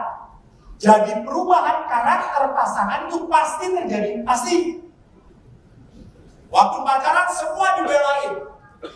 Mau ini, saya beliin. Mau itu, saya beliin. Tapi setelah menikah, ganti lampu. Pernah ibu-ibu, saya datang, dia sedang mengganti lampu. Dia cerita, pastor, saya ganti lampu udah berkali-kali. Saya pernah, bahwa suami itu sedang baca koran. Saya ganti lampu. Terus suami langsung berkata, terus. Dan dia tidak pernah menjaga setan kalau jatuh apa-apa. Nanti jatuh.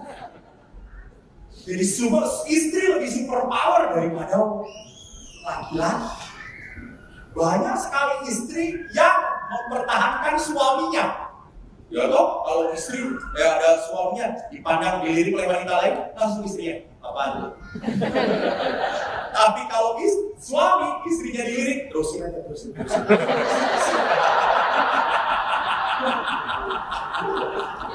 Sudah dibablasin gitu ya.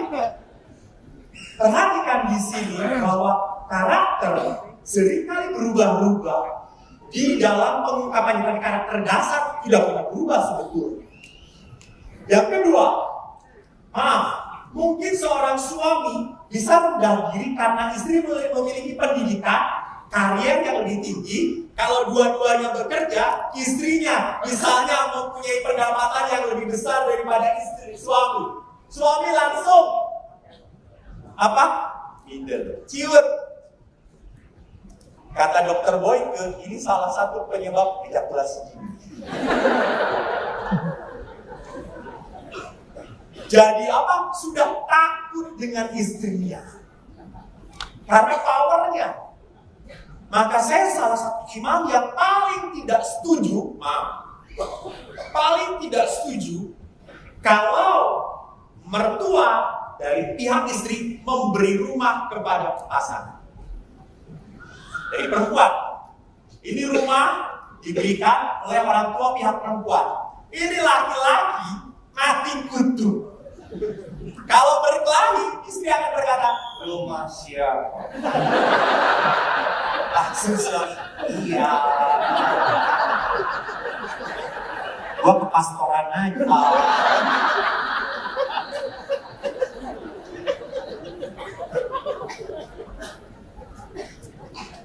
Tanpa sadar. Saya tidak mengatakan semuanya, tetapi di bawah sadar itu mempengaruhi.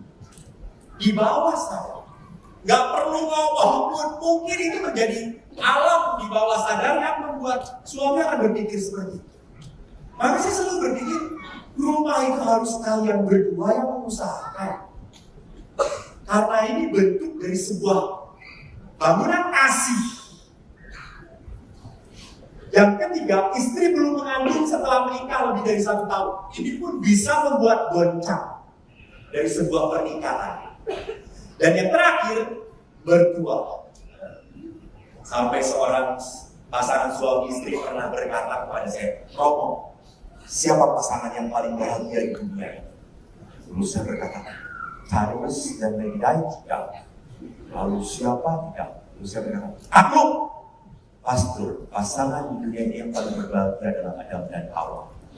Kenapa? Karena mereka tidak punya mertua.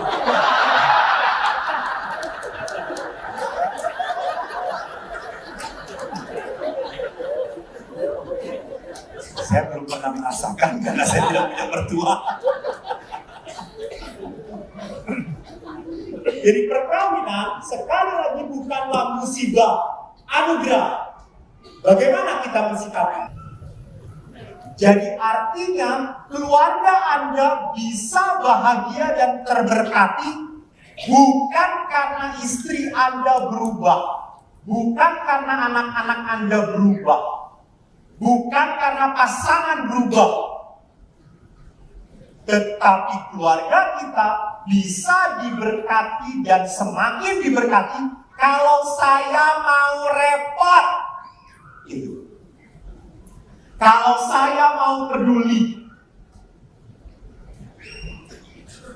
Jadi memang untuk membangun sebuah keluarga yang baik, yang indah, I must do something. Kalau saya diam saja, ya nggak dapat apa-apa. Maka Bapak Paulus mengatakan, menarik, tidak ada keluarga yang jatuh dari surga, yang sempurna dan dikemas baik semuanya, butuh perkembangan. Bahkan Bapak Paulus di dalam pertemuan keluarga sedunia mengatakan, tidak ada keluarga yang sempurna. Kita tidak punya orang tua yang sempurna.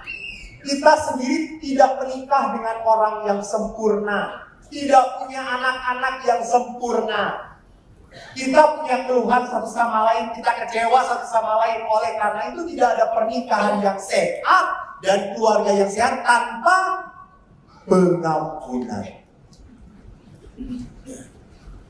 Jadi Bapak Ibu ingat, suami Anda tidak sempurna. Ya, Anda pun tidak sempurna. Anak-anak Anda pun tidak sempurna. Betul. Maka beri kesempatan supaya berkembang. Saya suka agak sedih gitu ya, kalau lihat dengan orang tua, pastor, anak saya ini pinter sekali ya, ranking terus. Kayak siapa? Kayak saya, Romo. Beda dengan anak yang ketiga, bodoh. Kayak bapaknya, Romo. Bapak, saya adalah anak yang kurang dibanggakan sejak kecil.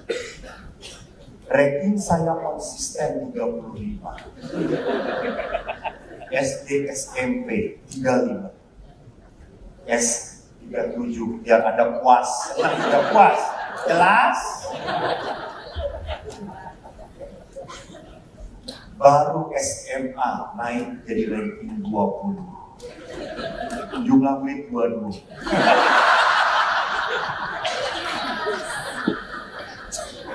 Dan ayah itu selalu, setiap ayah itu punya ambisi. Betul atau tidak? Kalau ayah punya ambisi, ingin anak SMA masuk jurusan apa? IPA, betul, IPA.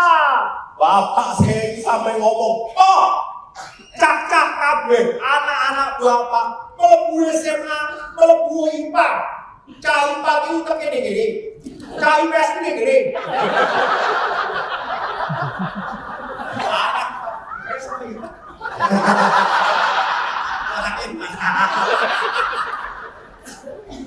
Ayah sekarang anak IPA otak di sini, anak IPS di sini.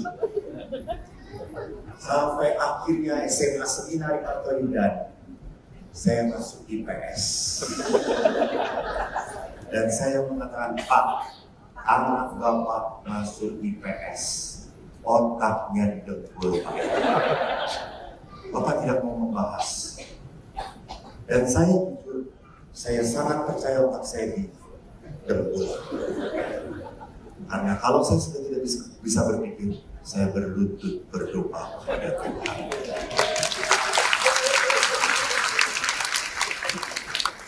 Waktu seminari, kalau di seminari Kartoyudan, kalau mau tahu juga, ada pertandingan sepak bola antar kelas. Dan waktu saya kelas 1 masuk final, lawan kelas 3, adu final. Dan saya kiper. Waktu adu penalti ini gol terakhir, kalau gol kami kalah, kalau nggak gol kami menang. Dan saya jaga gawang. Dan yang menendang adalah pemain terbaik dari seminari, orang Bali, Romo Yohan sekarang. Itu kalau menendang kencang. Sampai teman-teman saya sudah berkata, sudah pokok, udah. Kodan gue kok. Jadi bilang, tapi maaf, engkau anak tentara. Tidak bisa menyerang, saya jaga gawang. Dan rupanya kakak kelas itu menendang tanpa cinta kasih. Menendang sekencang-kencangnya dan persis kena kepala saya. Saya masuk ke gawang, bola keluar. Semua teman bersorak karena kami menang. Dan saya dibawa ke rumah karena muntah-muntah.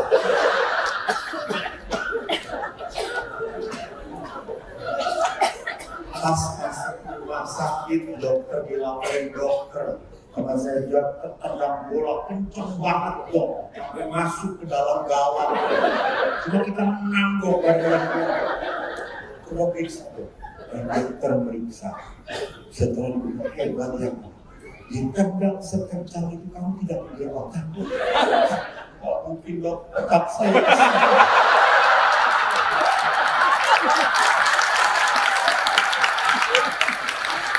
Ini Anda bersorak-sorai karena kebodohan saya. Maksudnya apa?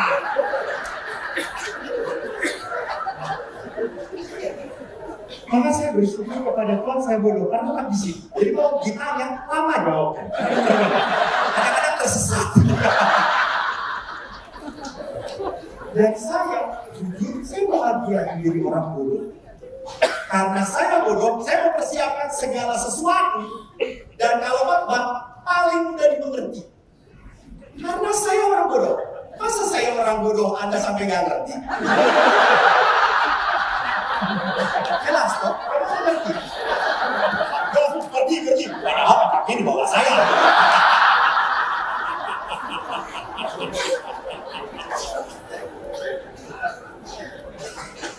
Jadi perhatikan, anak itu berkembang. Jangan selalu mengatakan, aduh, saya ini berkembang, beri kesempatan.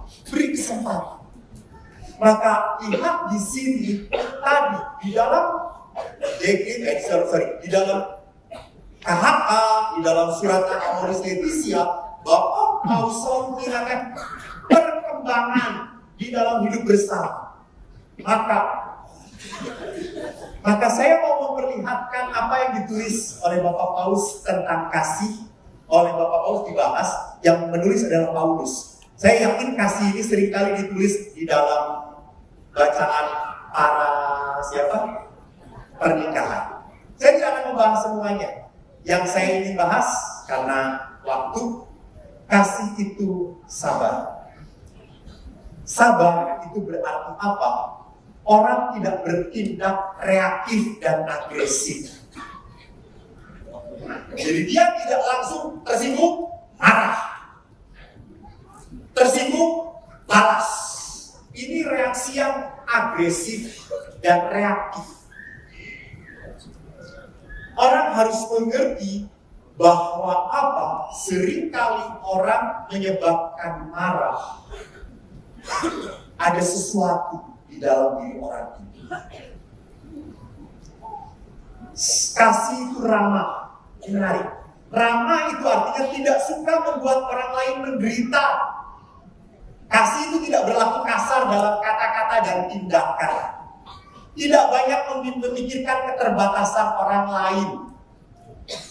Orang yang mengasihi mampu mengucapkan kata-kata yang menyemangati, yang menghibur, yang menguatkan. Jadi di dalam kasih tidak suka melihat pasangannya menderita. Saya ingat sebuah peristiwa yang tidak pernah saya lupakan selama saya hidup sampai sekarang. Yaitu peristiwa saya kecil. Ibu saya bidan, perawat. Ayah saya tentara angkatan udara. Di rumah kami tidak punya pembantu.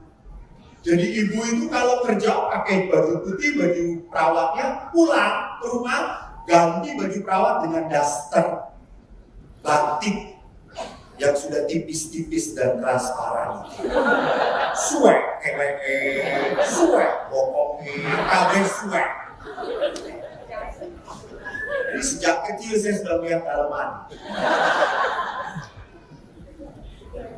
Dan pada suatu saat saya ingat ibu hamil adik nomor 3. Hamil besar. Adik nomor 2 menangis digendong di belakang. Pulang dari sekian kita pulang, adik sedang menangis karena mungkin sakit. Lalu ibu sambil masak, sambil membuat dia berhenti nangis, gendong-gendong begini. Bapak pulang kantor. Saya ingat sekali apa yang dilakukan Bapak. Ibu bawa dan Bu, benar bahasa Jawa, mentusik beng bocah mungkin menang. Lagi kayak masak, ibu keluar dulu. Ini sedang masak saya teruskan. Lalu dia, kamu nyapu-nyapu, nanti kita sama-sama menyiapkan. Kita bereskan rumah bareng-bareng. Dan di situ saya melihat ayah tidak tega melihat istrinya repot sendirian. Jadi di tengah di dalam keluarga, bagaimana saya harus berani menggantikan tugas pasangan saya, mempermudah, penolong. Bukannya enak sendiri dan membiarkan pasangannya repot sendirian. Dan yang terakhir, kasih itu bersuka bersama orang lain. Saya di dalam kasih saya paling senang kalau melihat keluarga itu bisa rekreasi bareng, ketawa bersama. Saya ukurannya ini keluarga ideal atau tidak, bisa tertawa bareng-bareng atau tidak. Saya dengan para pastor di mana di rumah kita rekreasi sama-sama. Kita pernah ke Pangandaran. Omi itu punya rumah di Pangandaran di Bintang Timur ya, Bintang Laut. Kami menginap di Bintang Laut.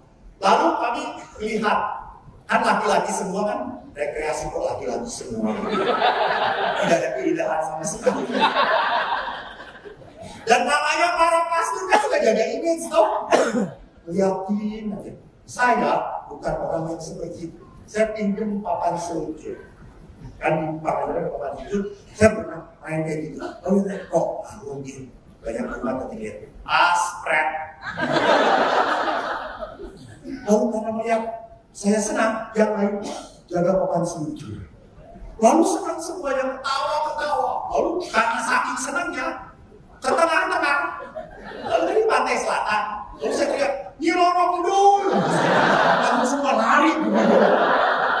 Ada teman saya saking panik ke musim sudah sampai darah musim ini. Lalu ini tuh, yang bebas.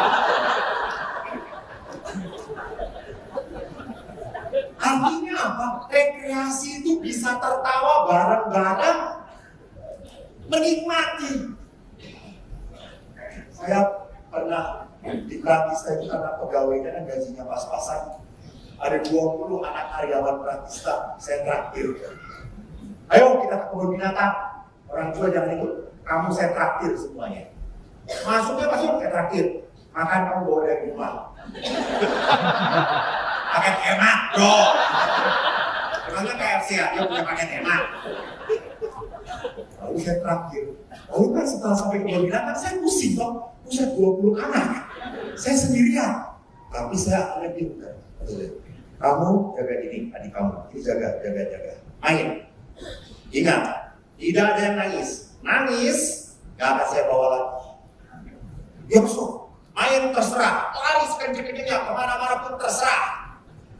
Gak ada larangan masuk, gak ada. Kecuali ada kandang, jangan dimasukin. Bener, saya lihat anak-anak senang ketawa. Wow, sampai ada satu anak saking ketawa, ada kabel jatuh dia. Lalu dia saya, jangan nangis lagi, jangan dibawa lagi. Saya nggak ada. Lalu jam 12 kan sudah siap. Lalu saya bawa, nah kita ke tempat beruang. Karena di kebun binatang Bali itu beruang di pojok. Di beruang itu, saya kata, kamu pernah belum masuk? Beruang itu jadi ruangnya ini, tempat beruang. Lalu ada sungai, lalu ada temboknya segini. Jadi kita lihat beruang, ada sungai, tempat beruangnya. Lalu saya datang, tiba-tiba ada seorang ibu dengan 2 anak. Lalu anaknya itu kan ditemuin, woi, jangan loncat, mati di gigi gua. Lalu saya ngomong, ini tuh rekreasi apa penderitaan? Lalu saya ngomong pada anak, mana, loncat. Aku nanti jatuh, aku gak apa-apa, buang nyopong. Lalu si ibu tadi ngomong, bapak gila dasar.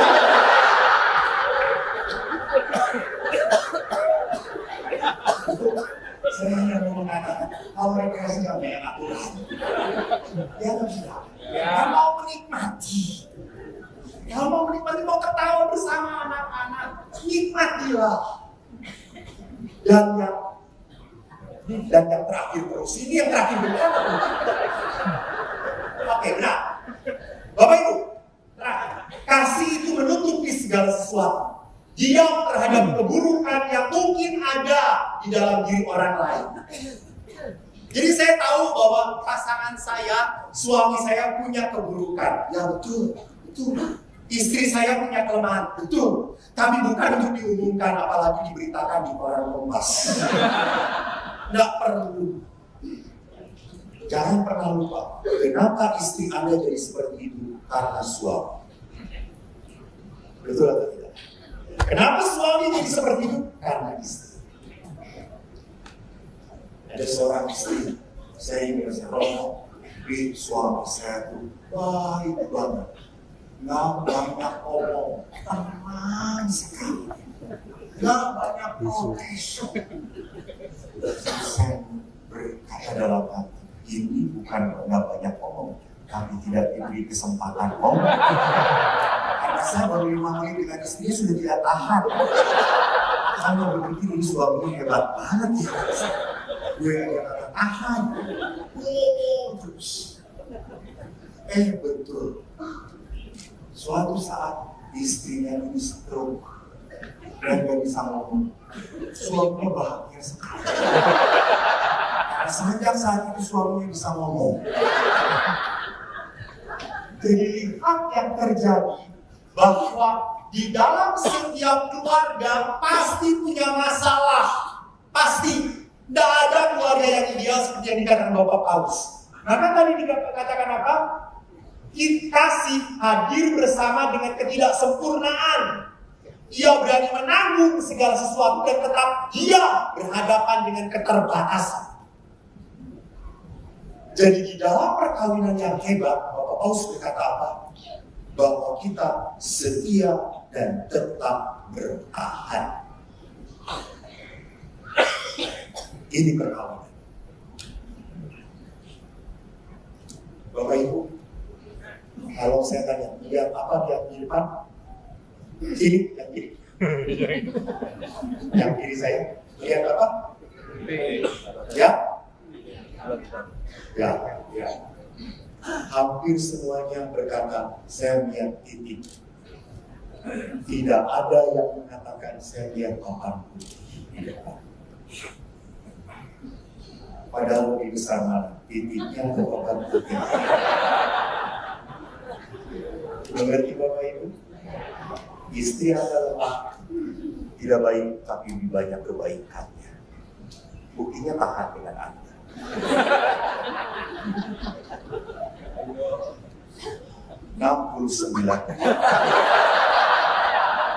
Di usia yang ke-50. Apa enggak ajaib Tuhan?